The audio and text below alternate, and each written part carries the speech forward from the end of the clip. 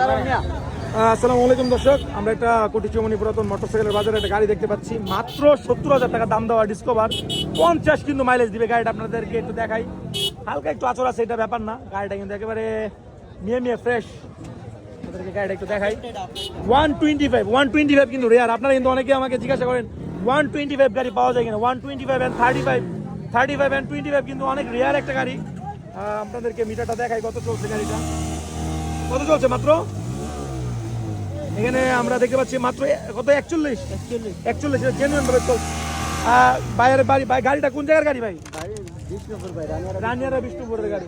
আচ্ছা তো ভাই একটু নাম্বারটা বলে দেন, যে নাম্বারে যোগাযোগ করবেন বলেন। 013 12 35